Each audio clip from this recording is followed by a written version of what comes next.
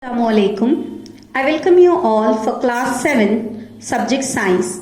Today our topic is nutrition in animals. In the previous lesson you learnt about what is nutrition and nutrition in plants. Now further in this chapter we are going to learn what about nutrition in animals.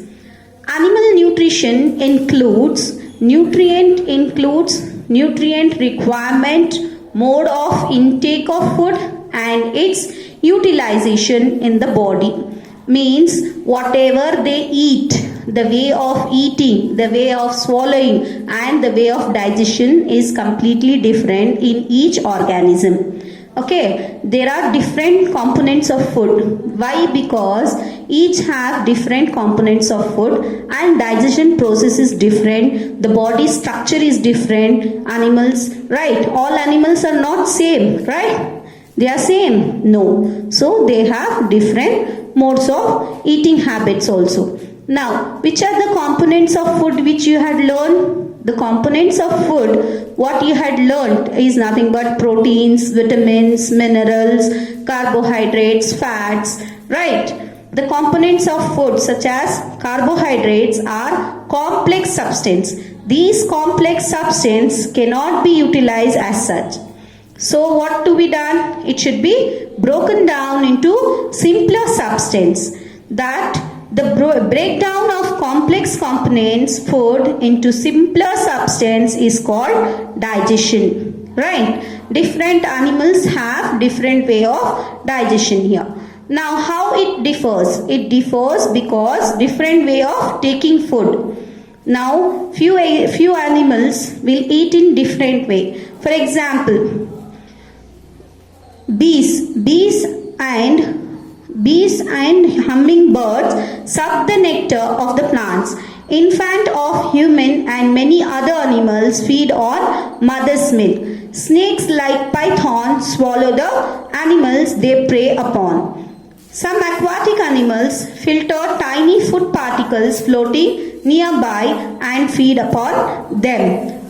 Like this, there are different ways of eating food. For example, chewing, then sucking, swallowing, grasping, capturing, right, sponging. These are the different ways. You know, the starfish. Yes, you have seen the starfish? Starfish on animals cover by hard shell. It will feed what it will eat. It will eat the calcium carbonate of the hard shells. Means whatever the shell animals are there, no, the spongy animals, that it will swallow. How it is? After the opening of the shell, the starfish pops out in its stomach. What it pops out? The stomach comes out through its mouth to eat the soft animal inside the shell. The stomach then goes back into the body and the food is slowly digested. Okay, this is an amazing fact that starfish takes out its stomach out from the mouth and again it swallows along with the food. Okay, then next, what about our body now? Digestion in human beings. That is the main concept what we have today. So, open page number 12 in your textbook, figure 2.2, Human Digestive System. Okay, you can see the digestive system, human digestive system. The canal can be divided into various compartments. What is this canal? The food passes through a continuous canal. From the mouth till the anus, the continuity is there. In that, there are different things. That is, the first one is the buccal cavity. Okay, first is the buccal cavity. It goes to the food pipe. This food pipe, the other name is esophagus. What is the other name of food pipe? Esophagus. Then from the esophagus, it goes to the stomach. Here, after stomach, it is small intestine and further to the large intestine, ending in the rectum and the anus. Now, how it is being?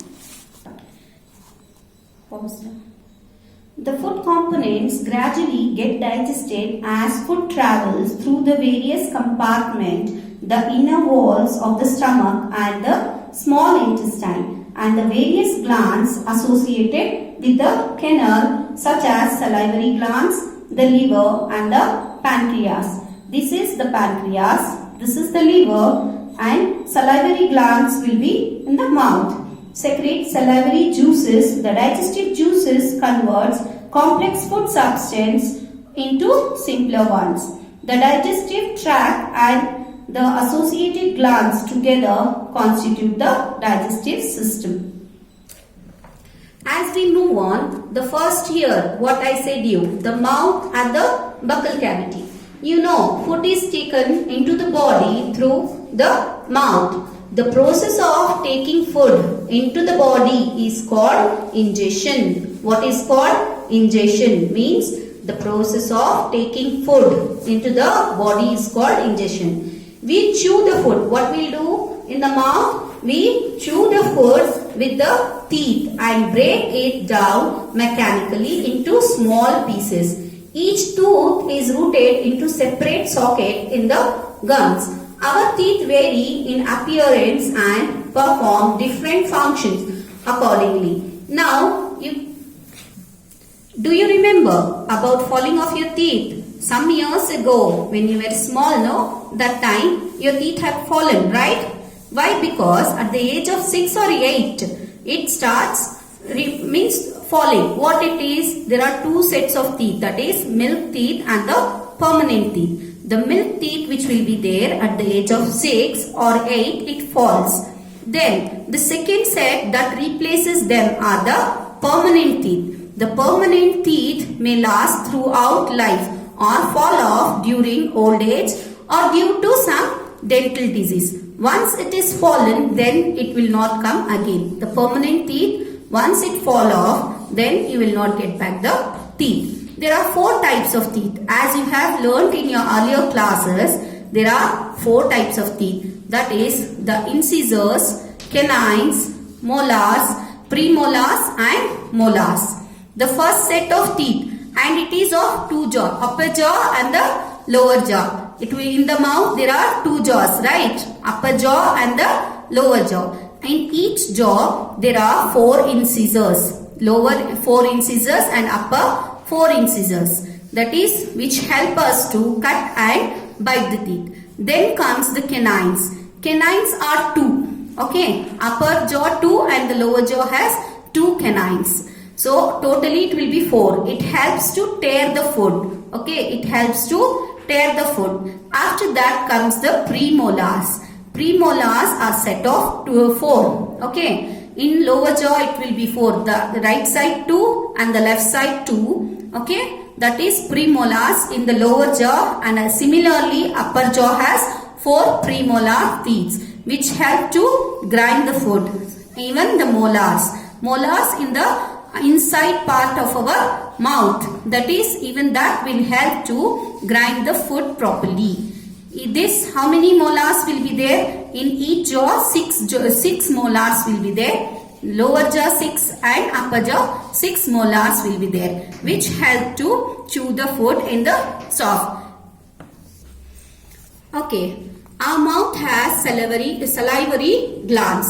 With the teeth, we have salivary glands which secrete saliva. Do you know the action of saliva on food?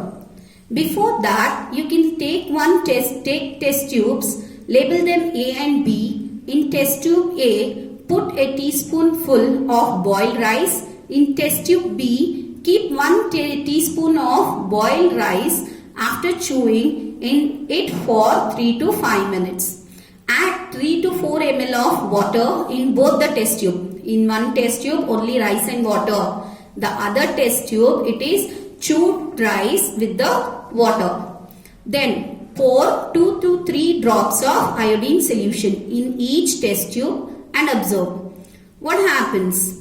The saliva breaks down the starch into sugar.